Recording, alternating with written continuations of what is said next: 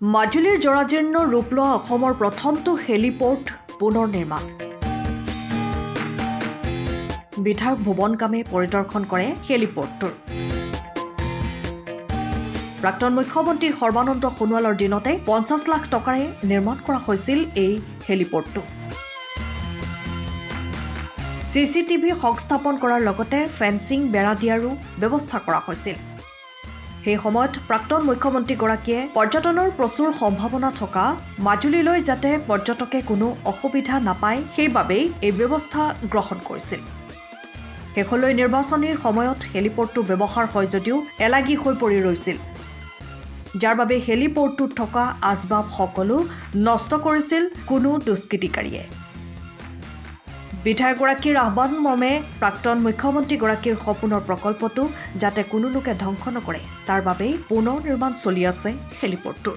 তো আমাৰ প্ৰাক্তন মুখ্যমন্ত্ৰী আমাৰ সৰ্বানন্দ সোণোৱালদেৱে আমাৰ এই হেলিপেডখন খুব সুন্দৰকৈ বনাই থৈ গ'ল, আৰু মই ভাবোঁ মোৰ এইটো দায়িত্ব, যিবোৰ তেখেতে কাম কৰি থৈ গৈছে তাক সুন্দৰ কৰি ৰখাটো মোৰ দায়িত্ব বুলি ভাবোঁ।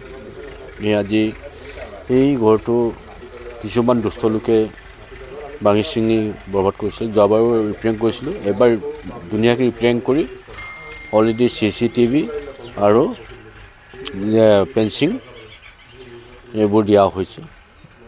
আৰু মই ভাবোঁ এই এলিভেটটো আমি জীয়াই ৰখাটো আমাৰ দৰকাৰ, কাৰণ যিধৰণে খুব আন্তৰিকতাৰে যিটো আমাৰ প্ৰাক্তন মুখ্যমন্ত্ৰী সৰ্বানন্দদেৱে যিধৰণে আমাক দি থৈ গ'ল সেইটো আমি সুন্দৰকৈ ৰাখিবই লাগিব।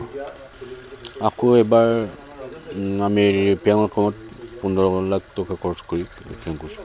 ৰাইজকতো একচুৱেলি এইটো কাৰণে মই বাৰে বাৰে কৈ আছোঁ যে আমাক যিধৰণে প্ৰাক্তন মুখ্যমন্ত্ৰী ডাঙৰীয়া খুব আন্তৰিকতাৰে বনাই থৈ গ'ল সেইটো সুন্দৰকৈ ৰাখিবৰ কাৰণে সকলো ৰাইজকে মই আহ্বান জনাইছোঁ, আৰু এইবাৰো মই আহ্বান জনাইছোঁ যাতে সেইটো যাতে ভঙা চিঙা নকৰে আৰু সুন্দৰকৈ ৰাখিবৰ কাৰণে মই উপায় নাপায় এইটো কাৰণে প্ৰত্যেকটোতে চিচি কেমেৰা লগাবলগীয়া হৈছে।